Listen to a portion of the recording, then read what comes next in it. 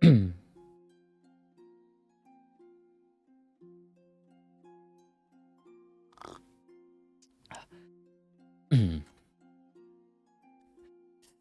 halo teman-teman sekalian, selamat selamat siang. Ya, siang nih. Ini hari Jumat, sekitar ya 7 jam lagi sebelum spesial program. Entar cek jam dulu. Entar sound aman. Oke, sound aman. Entar ada notif. Jadi ini sebenarnya apa ya, catatannya udah aku tulis gitu loh. Catatannya udah aku tulis sejak 2 atau 3 hari lalu, tapi lupa buat di-record gitu. Jadi nggak tahu rilisnya kapan. Tapi untuk membership kuusahakan sebelum spesial program karena bakalan, apa ya, bakalan ya informasinya bakalan bersentuhan dengan spesial program juga. Tapi kalau misalnya teman-teman yang non membership ya, nggak apa lah misalnya rilisnya ini setelah spesial program. Karena aku bener-bener kelupaan kelupaan atau nggak sempet ya, kelupaan deh kayaknya. Dan aku bahkan lupa apa yang pengen dibahas di Onlypur kali ini, yang mana ini sebenarnya ngebahas quest Zibai harusnya, tapi kemudian tuliskan pada poin-poinnya di sini itu, entar larinya ke mana ini? Oh, ke quest selanjutnya, event quest-quest Varka, kemudian Laten Rai tahun depan segala macam, itu tuh larinya ke sana tuh. Aku tapi agak agak lupa ya, sama catatanku sendiri, tapi ya kita coba aja bahas sebisa mungkin kalau misalnya ada poin yang menarik ya, semoga ada poin yang menarik maksud aku. Karena ini ya ibarat kata dari aku juga gitu untuk apa sih namanya, untuk, eee, pembahasannya gitu. Nih kalau misalnya mau teman-teman lihat jam sorry, no, jam berapa ini? Jam 11.17 hari Jumat. Nah, sebelum spesial program tuh. Jadi kita coba bahas apa aja gini. Oke, sorry kelamaan yapping. Jadi awalnya ini tuh bakalan semacam nge-review quest itu teman-teman, nge-review quest apa namanya, quest Laten Rai tahun ini, yang mana ya bisa dikatakan udah jadi quest terbaik Laten Rai sepanjang Genshin ada gitu kan. Yang mana sepanjang Genshin ada itu udah 5 Laten Rai yang udah kita lewatin, dan kupikir yang kemarin itu udah yang paling pas secara apa ya, secara materi cerita, isi, kemudian delivering dan segala macamnya itu udah bagus banget gitu. Nah, awalnya mau review quest-nya itu sebagai apa ya, sebagai quest event, tapi kayaknya batal batal deh untuk nge-review quest-nya. Karena alasannya sederhana sih, nggak adil aja. Nggak adil dalam artian sorry ini mic-nya agak besar ya. Nggak adil itu dalam artian gini teman-teman, karena quest Zibai kemarin bagus gitu kan, jadi ku-review juga, sedangkan yang di patch kemarin yang di Dragonspine yang whatever it is ceritanya, itu nggak aku review gitu kan, jadi berasa nggak adil aja, sehingga untuk reviewnya kayaknya nggak usah deh, sehingga kita geser ke bahas soal formula cerita yang ada di quest Zibai kemarin, yang mana dari formula ini bisa kita larikan kepada quest Varka nantinya, dan sedikit, berharaplah ama quest-quest selanjutnya itu seperti apa gitu. Tapi kita tetap bahas quest Zibai ya tentu, karena sejak awal tujuannya adalah ngebahas quest Zibai. Nah, quest Zibai kemarin itu menurut saya pribadi ya teman-teman, itu menunjukkan apa ya,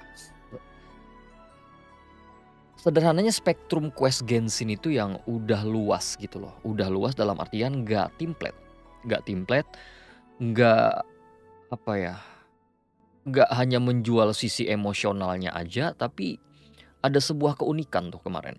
Gini,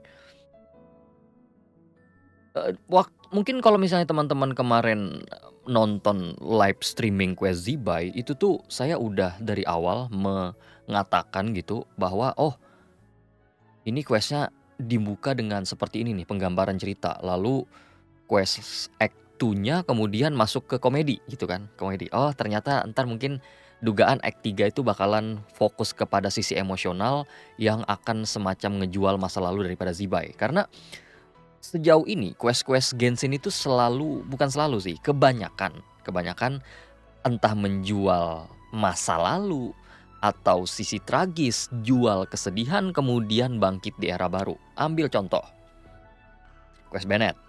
Quest Bennett itu udah jelas jual masa lalunya, mengungkap jati dirinya siapa dan segala macam. Quest Quest itu ya, Quest Tenochtitlan kemarin maksudnya.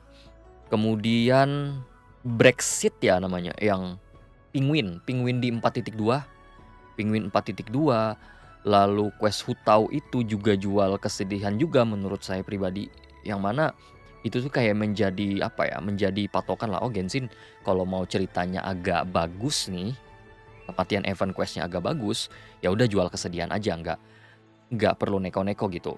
Ujung-ujungnya kan bakalan deliver juga ceritanya. Nah, tapi ternyata kemarin nggak. Kemarin itu apa ya? Di X1 doang yang kayak menjelaskan, oh ternyata ada entitas yang namanya Adeptus Kuda Putih nih.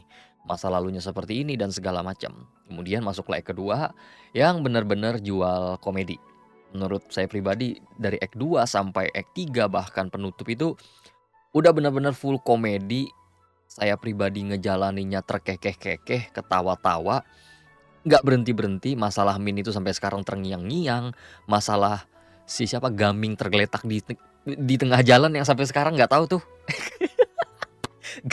Gaming gimana? Aku nggak tahu. Ada nggak penjelasannya itu Gaming kemana? Atau kelewatan ya? Itu lucu juga. Lalu masalah kaki kuda tuh. Itu kalau teman-teman ingat di salah satu Act 3 kalau nggak salah yang menjelaskan masalah kuda, si Zibai itu ketawa gitu kan.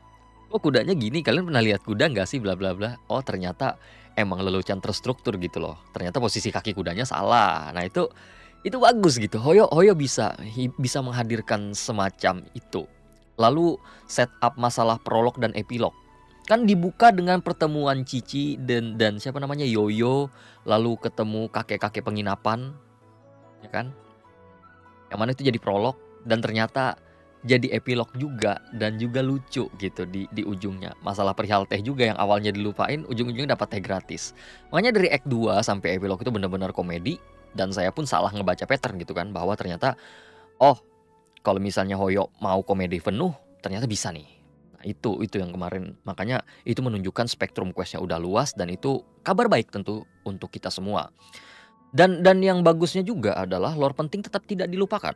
Lore-lore penting yang pengen dihadirkan oleh Hoyo, pesan apa yang pengen disampaikan, yang kemarin itu masalah langit palsu, masalah paku langit, mereka hadirkan di saat-saat yang tepat. Masalah Zibai yang ternyata menjadi refleksi bulan itu juga penting gitu kan di opening, dan keterlibatan Istaroth juga dihadirkan dengan cara yang tepat dan saat-saat yang tepat, sehingga semacam menimbulkan sebuah persepsi dari saya pribadi, Oyo itu udah dapat pattern gitu loh untuk menghadirkan sesuatu semacam itu kapan waktunya dan apapun temanya bisa, tapi mereka tetap bisa menyampaikan apa yang ingin disampaikan, dan itu menurut saya udah kabar baik banget untuk kita, terutama untuk menunggu ke depannya ini gimana. Terutama di Luna ini yang menurut saya pribadi itu masih apa ya, sudah untuk Archon Quest Luna udah berhasil, untuk cerita Luna mereka udah deliver, tapi what next-nya itu yang belum. What next-nya belum kelihatan. Di Luna 5 nih yang kayaknya bakal jadi penentuan banget. Kemudian skenario Zibai nggak usah ditanya, udah bagus banget menurut saya. Dan ada satu yang penting banget ya, kemarin itu mungkin teman-teman ada yang sependapat atau enggak, mungkin banyak nggak sependapat, tapi cutscene kelahiran Zibai itu biasa aja sebenarnya. Saya harus akui, untuk saya pribadi nilainya, kayak gini doang gitu cutscene kelahiran Zibai. Bahkan dengan art yang cukup berbeda, art yang apa kemarin, yang kartunis gitu ya, bukan art cutscene kayak biasa. Tapi mereka tetap deliver gitu loh. Tetap deliver dengan apa yang ingin disampaikan, tetap temanya tetap tersampaikan dan segala macam ya. Jadi semacam nggak jual cutscene, nggak jualan cutscene gitu loh. Dan itu penting karena ini tuh udah kejadian di Luna 2. Di Luna 2 waktu event Tut atau Zandik, oh yang masalah Layla itu loh. Itu kan cutscene-nya nggak ada sama sekali ya. Aku lupa ada cutscene atau kayaknya nggak ada sama sekali. Dan ceritanya tetap jalan dengan baik, tetap deliver, tetap ya tersampaikan lah untuk ceritanya. Walaupun nggak terlalu gimana-gimana, tapi itu sih yang penting, delivernya itu loh. Itu yang menurut aku harus ditekankan daripada skenario yang lebih menarik. Skenario bagus tentu kita nantikan, tapi apa yang ingin disampaikan itu deliver, itu yang lebih penting gitu loh. Ya itu masalah Quest Zibai. Ya jadi sekarang kita udah dapat apa ya, ibarat kata, bukan kita sih, Hoyo sih yang lebih tepatnya. Hoyo itu udah dapat formula sih sebenarnya untuk menghadirkan quest yang baik, yang mana formulanya itu sederhana sebenarnya, relevansi. Relevansi sama Archon Quest terdekat. Ya karena Laten Rite tahun ini itu relevansi dengan Archon Quest Not Cry yang terakhir itu kan relate banget. Di Luna 2 juga gitu. Ingat, Luna 2 itu masalah Tooth itu relate-nya sama Never gitu kan. Sehingga nyambung nih, oh ada keterkaitan nih dengan Archon Quest. Nah Luna 3, ingatin. Luna 3 kemarin nggak ada relate-nya. Jadi bingung ini Hoyo ngapain sih, cerita apa sih yang disampaikan? Masalah Vietena itu kupikir bakal jadi aspek utama dalam quest tersebut. Karena Vietena itu hadir di Archon Quest kan, di Archon Quest Natlan sebagai hantu gitu kan, sebagai hantu dia hadir, kemudian di enhance bentuknya jadi komik segala macam. Tapi ternyata di X1 doang terus hilang. Terus kita masuk kepada masalah gaming di Laten Rite 2 tahun lalu gitu. Cuman dengan karakter NPC. Itu kan masalah gaming itu. Yang gaming cita-cita jadi penyari Wuso, nggak disetujuin ayahnya, diminta jadi juragan teh gitu kan. Diminta jadi juragan teh, tapi gamingnya nggak mau. Terus musuhan sama ayahnya. Yang kemarin tuh persis banget sih di Reddit Lite itu, di Reddit yang pakai topi. Itu kan dia pengen jadi mangaka, tapi sakit-sakitan gitu. Drama sis oplep yang seperti biasa. Dan ujung-ujungnya berhasil membuktikan, oh anakku ternyata bisa, aku akan mengizinkanmu menjadi mangaka. Tolong kalahkan One Piece gitu. Ya Allah. Itu Luna 3 kemarin tuh, makanya agak unik sih Luna 3 kemarin. Dan aku pun bingung kan waktu live stream di Luna 3 kemarin, waktu ngejalanin Archon Quest-nya, ini tuh quest apaan sih? Tapi ya semoga Hoyo dengan dapat formula yang semacam ini udah bisa diterapkan gitu loh. Minimal di Luna 5 ini terapkan aja gitu. Ya sedikit aja gitu diterapkan, kemudian Luna 6, Luna 7, Luna 8 sampai Luna 9 nantinya. Nah, tapi gini sih teman-teman. Yang perlu kita cari atau telisik itu juga what next gitu loh. Karena ya ada kejadian serupa tahun lalu gitu kan, bahwa Laten Rite itu berhubungan dengan Archon Quest terdekat. Perihal Dewa Taudu itu diduga-duga ya ada hubungannya dengan masalah Leyline Natlan yang diperbaiki. Dan itu sebuah setup yang bagus banget, dan aku nunggu banget pada saat itu. Mungkin beberapa teman-teman masih ingat aku tuh hype banget sama masalah Dewa Taudu, dan berharap oh di Inazuma nanti bakal hadir nih. Soalnya di 5 titik berapa ya? Ya 5.4 Inazuma ada masalah nih tertentu. Wah kayaknya bakalan adalah masalah Leyline nih. Ternyata sampai ujung coy. Sampai ujung gak ada sama sekali tuh relevansinya. Masalah Leyline itu setelah Dewa Taudu udah hilang. Gak pernah dibahas lagi. Bahkan aku yakin kalau Ningguang sama Beidou ya, kan berdua itu tuh yang menduga-duga adanya hubungan Leyline di daerah lain gitu kan. Aku duga kalau misalnya keduanya itu ingat tuh bakal malu banget tuh. Hilang coy, beneran satu patch doang. Bukan satu patch malah.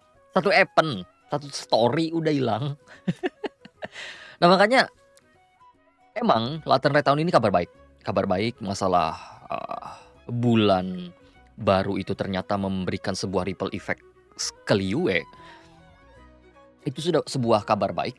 Hanya saja emang Laten Rite itu menurut saya pribadi ya setidaknya emang gak bisa dijadikan patokan.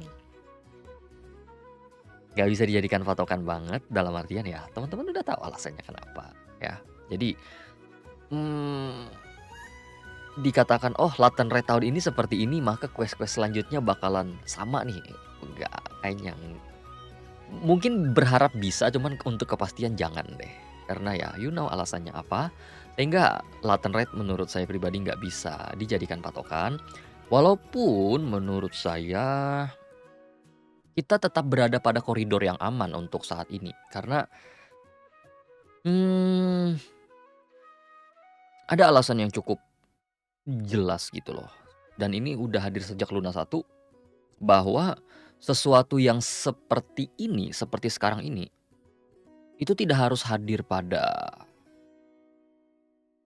event quest harusnya. Tidak harus hadir pada event quest, karena quest karakter juga bisa, teman-teman.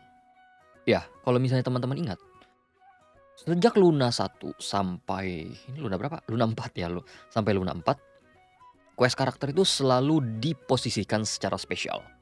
Diposisikan secara spesial, teman-teman. Bagus atau enggaknya itu urusan nanti, tapi selalu diposisikan secara spesial. Misalnya, dipaksakan masuk Archon Quest kayak Lauma, Flins, Columbula, dan sebenarnya aku malas menyebut ini, Never. Never juga masuk Archon Quest gitu kan. Jadi diposisikan secara spesial. Bagus enggaknya ya itu urusan belakangan, tapi diposisikan secara spesial.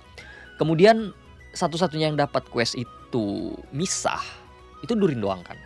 Durin doang yang misah dari Archon Quest, yang nggak dapat apa ya, nggak dapat nggak diselipkan lah, dan itu beruntung banget nggak diselipkan di Archon Quest, tapi tetap dapat treatment spesial.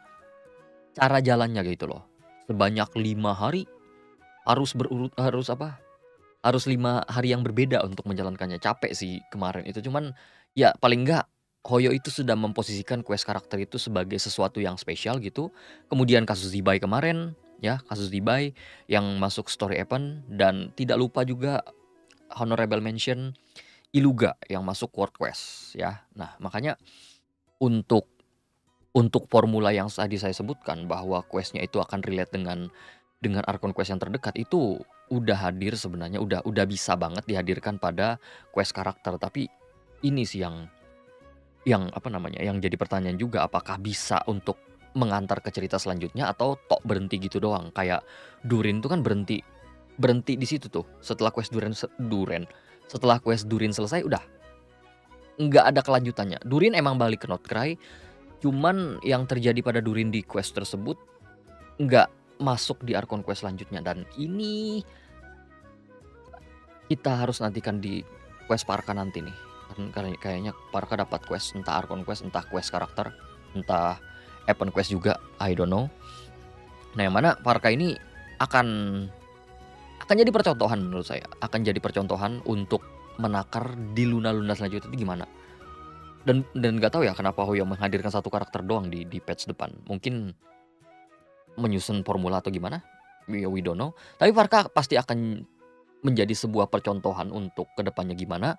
Yang mana Parka itu punya 4 peluang quest yang dia dapat. Pertama, tentu Archon Quest. Walaupun saya pribadi agak bingung gimana Archon Quest-nya jadinya. Apakah interlude atau enggak? Bahkan aku cenderung ke ragu ada Archon Quest atau enggak.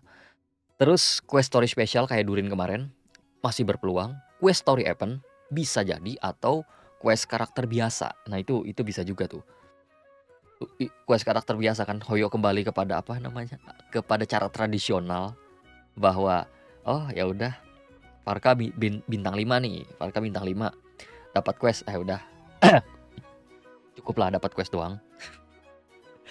Tapi untuk saat ini sih ya, ini penilaian saya waktu sebelum itu, teman-teman, waktu sebelum poster rilis, saya itu mengatakan untuk saat ini kecenderungan ke arah Archon Quest dan quest story spesial. Yang paling apes itu quest story karakter gitu loh. Yang mana setelah adanya poster kemarin itu entah kenapa arahnya yang ke Archon Quest itu agak nurun tuh. Entah kenapa aku agak ragu bakalan ada Archon Quest. Walaupun kayaknya bakal Archon Quest sih.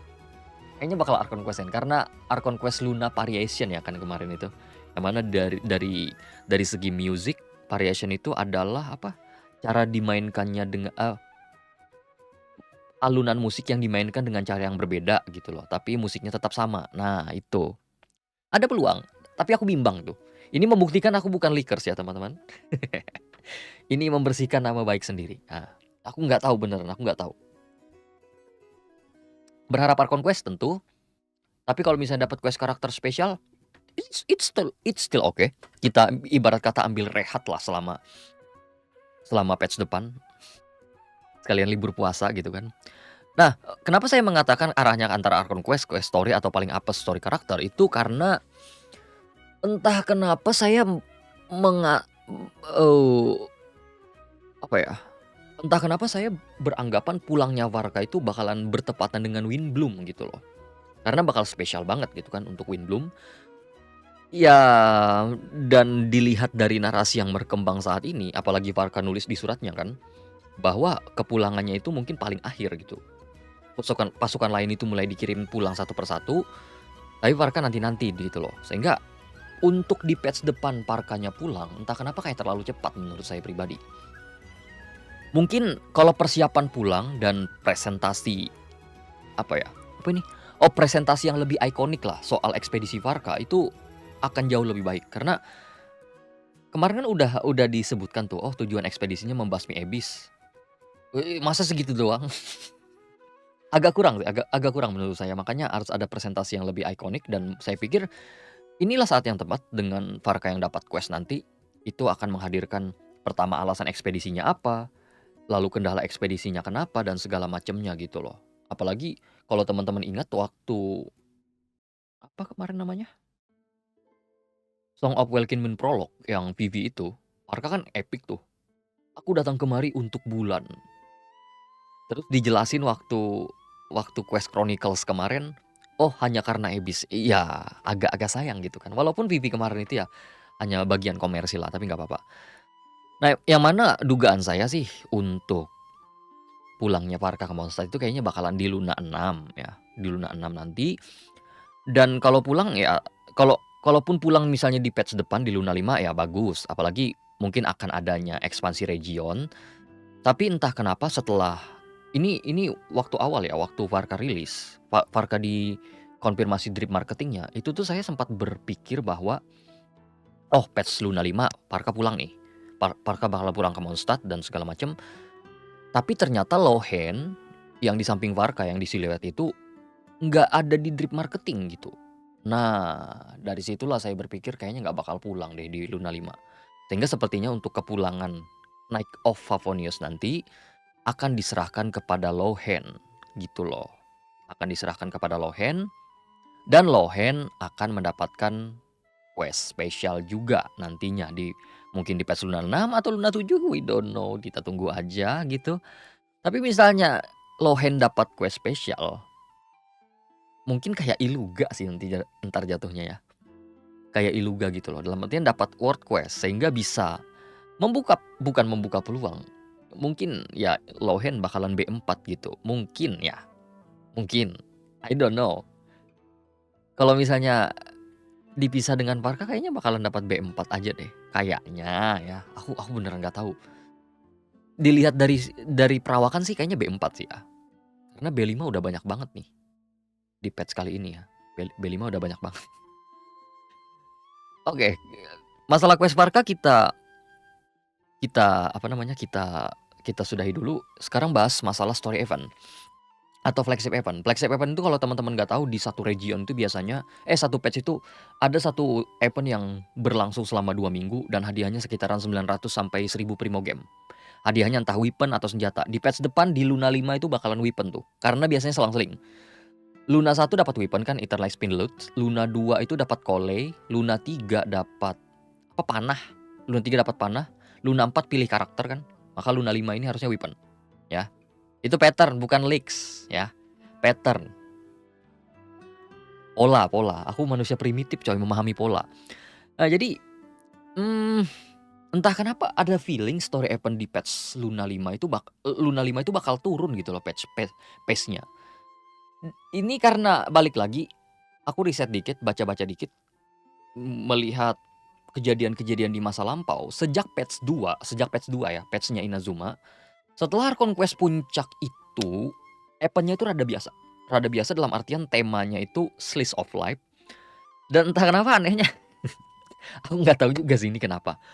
Tapi sejak Arkon Quest puncak gitu, Arkon Quest puncak di region manapun, selalu ada aspek Inazumanya tuh di patch setelahnya. Di patch 2 kan Inazuma patch depannya masih masih ada Inazumanya wajar. Itu event labirin di patch 2. Kalau teman-teman ingat itu event-nya Kamuna Harunosuke yang terakhir itu ada cerutunya si Kitsune Saigu tuh. Nah, itu Kamuna Harunosuke itu slice of life kan. Kerinduan seorang pejuang yang pada akhirnya mengejar ilmu Adeptus demi apa namanya, demi Kitsune kesayangannya gitu. Slice of life. Kemudian di patch 3 di Sumeru di 3.3 itu event-nya Hanyuda Chizuru yang waifu apa bat pingpong. Apa ya yang itulah yang ada higanbana kah di sini? Bunga higanbana gitu di matanya yang agak cantik gitu NPC-nya. Nah, itu masih Inazuma. Kemudian aku ketawa juga sih baca ini. Di 4.3 gitu kan. Event-nya masih di Sumeru tuh, yang syuting di 4.3. Event-nya masih di Sumeru, event-nya di Fontaine gitu kan.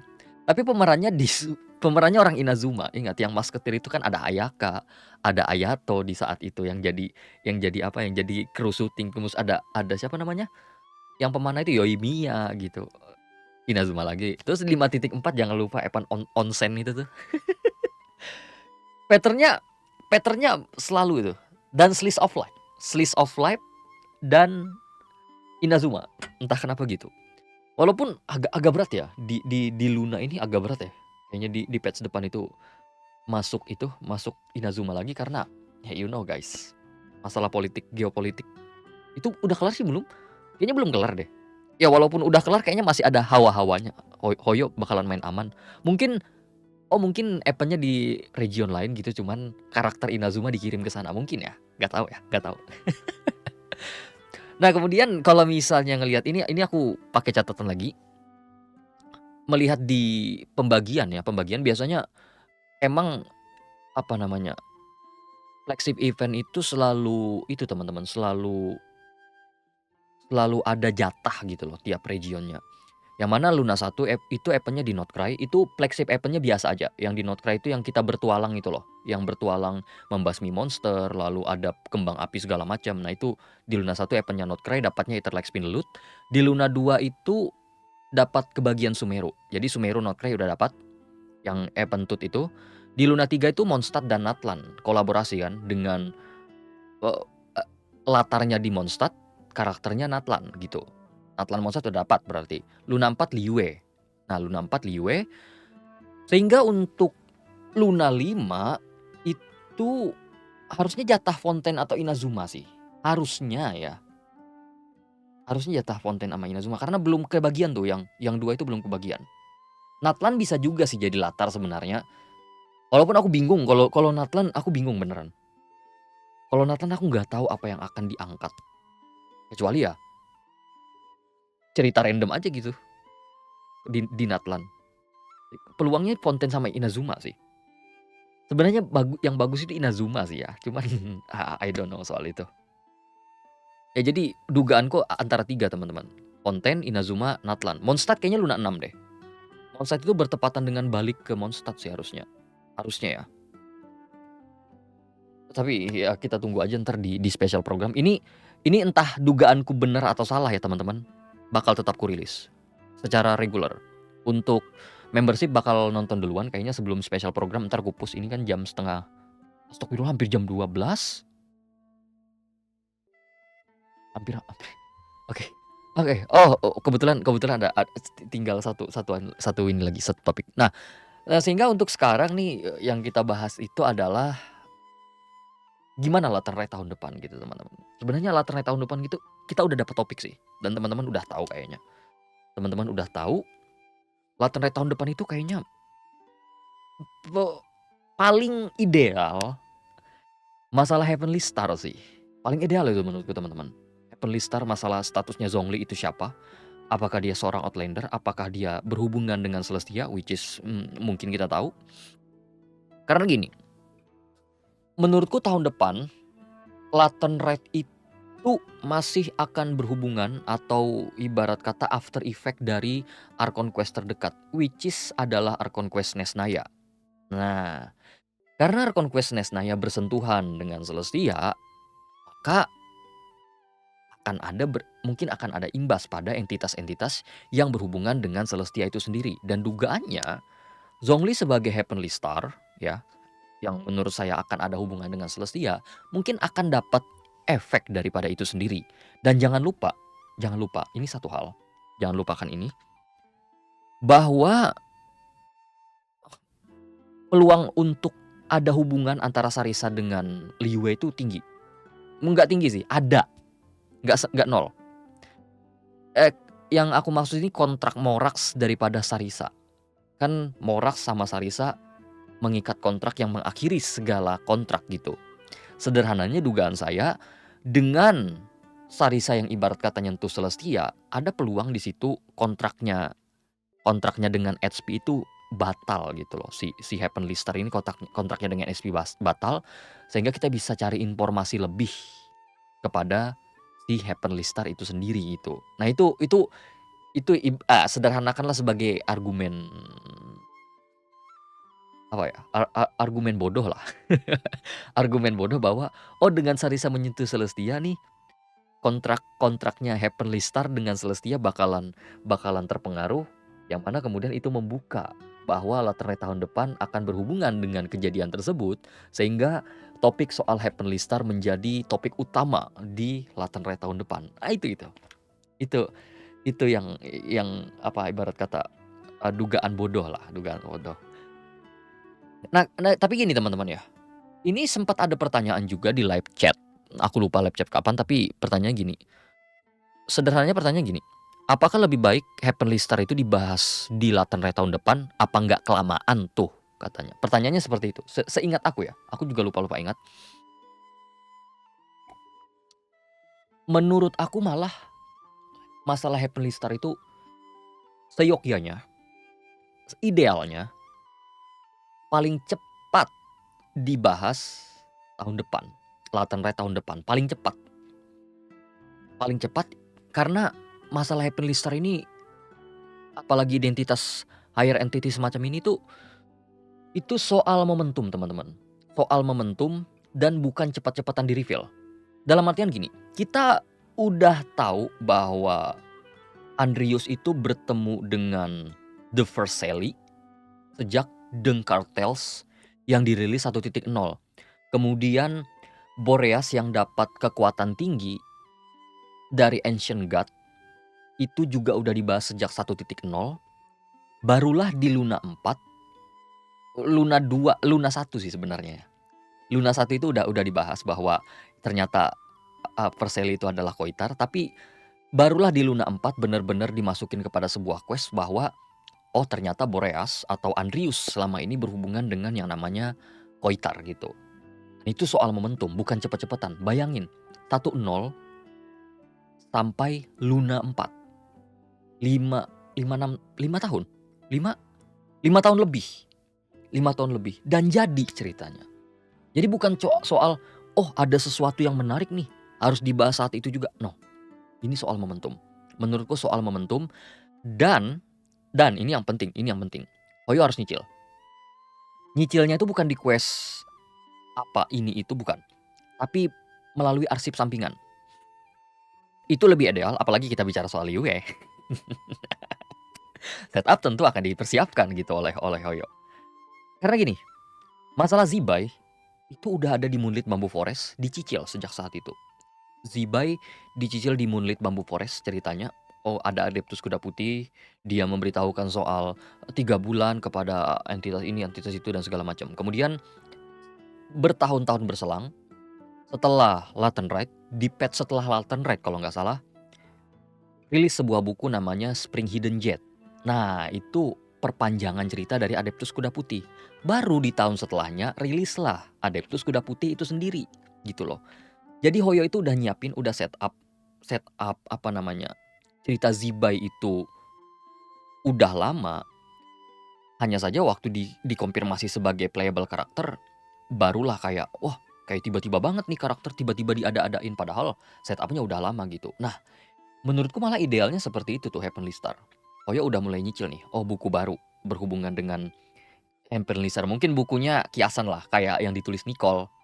Ya, ditulis Nicole di Divine Halberd itu, atau cerita dari Putri Vissel gitu loh. Itu kan kiasan kejadian di masa lampau dan itu idealnya seperti itu gitu loh. Jadi ada semacam setup-setup kecil untuk masalah Heavenly Star sehingga nanti waktu misalnya quest Heavenly Star benar-benar dirilis secara akun quest mungkin atau quest quest event lagi atau quest karakter Zhongli ketiga misalnya, barulah jadi bagus banget gitu kan, jadi relevan pembahasan dan serunya nggak hilang-hilang gitu. Karena belajar dari masalah bulan ini, iya setupnya udah lama banget coy. Bulan kan yang Aryang Sonnet Kanon gitu, udah lama disentuh namanya, tapi baru dikonfirmasi namanya di Luna 4 kemarin dan itu jadi momen spesial banget, setidaknya bagi saya pribadi gitu. Makanya alangkah baiknya Heavenly Star ini paling cepat Lantern Red tahun depan, tapi setupnya udah mulai dicicil melalui buku atau artefak nantinya, atau misalnya weapon-weapon baru gitu loh. Oke, jadi itu aja pembahasan kali ini. Intinya ini cuap-cuap random aja sih sebenarnya dari quest Zibai, formula quest, lalu apa namanya, prediksi event quest selanjutnya, lalu masalah Heavenly Star itu. Ya, ini ada hampir jam 12. Kita mungkin bakal berjumpa lagi di malam ini, di malam special program. Ya, semoga ya kita dapat sesuatu yang baik lah di special program malam ini, entah dalam konteks ya event quest-nya bagus, dapat Archon quest atau informasi menarik lainnya, terutama di Luna 5 nanti ya. Oke, sekian dulu teman-teman. Silakan lanjutkan aktivitas seperti biasa, semoga bahagia dan baik-baik saja. Saya doakan semoga kerjaannya lancar, semoga kita bisa bertemu lagi di konten-konten selanjutnya, entah itu live, konten semacam ini, lalu konten reguler dan lain sebagainya. Oke? Nani Neko-chan. Jadi sekian dulu teman-teman. Kita jumpa lagi di lain kesempatan. Yuk, ada Dadah.